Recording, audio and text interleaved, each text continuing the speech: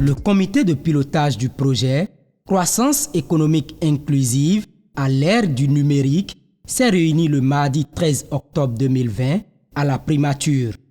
Occasion pour le professeur Léonard Wantiekon, président de African School of Economics, ASE, de présenter le diagnostic de l'état de préparation du Bénin au digital.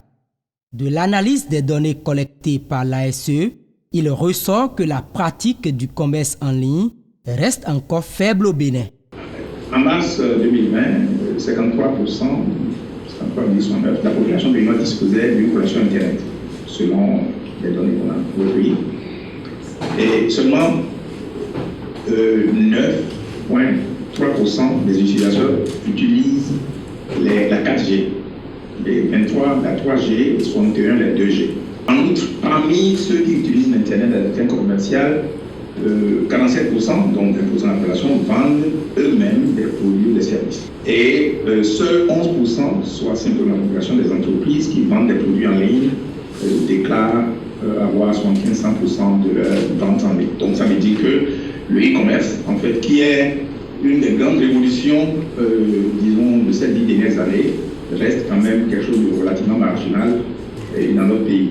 Une présentation qui a comblé les attentes des organisations de la société civile qui entendent jouer leur partition. Pour la phase de dialogue, nous avons d'ailleurs commencé par identifier des structures formelles ou informelles qui pourraient être associées pour poursuivre les échanges, pour mieux connaître et mieux cerner les besoins en réalité en usage du numérique. Et ça permettra effectivement de ne pas négliger en réalité certains acteurs qui pourraient s'avérer être très importants pour l'atteinte des objectifs que nous avions prévus.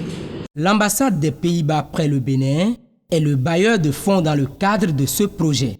Sa secrétaire chargée de la sécurité alimentaire évoque l'importance de cette phase du dialogue.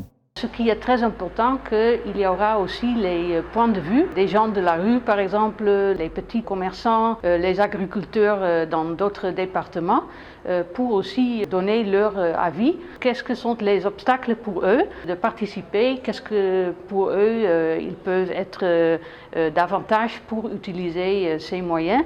Et qu'est-ce que le secteur public et privé peut faire pour que le digital au Bénin soit plus inclusif? Le projet Croissance économique inclusive à l'ère du numérique, implémenté par African School of Economics, est séquencé en 3 phases. À terme, il va déboucher sur des recommandations stratégiques selon Maximilien Kpodjedo, conseiller du président de la République au numérique et président du comité de pilotage du dit projet. C'était la deuxième réunion donc, du comité de pilotage donc, du projet. Après la première réunion qui a eu lieu, la première réunion du comité de pilotage a eu lieu avant le début de la première phase. Donc cette deuxième réunion sanctionne la fin de la première phase et le début de la deuxième phase qui est la phase la plus importante donc, du projet. Cette phase consiste en la phase donc, de dialogue après la première phase donc, de diagnostic. Et cette phase donc, de dialogue que nous commençons maintenant va continuer avec la troisième phase donc, du projet qui est divisée en 3 étapes que je viens de citer. Donc la troisième étape sera l'étape donc, de l'élaboration donc, des recommandations stratégiques. Dans le cadre de cette phase du dialogue, des ateliers d'échange vont regrouper tous les acteurs du numérique au Bénin entre novembre 2020 et janvier 2021.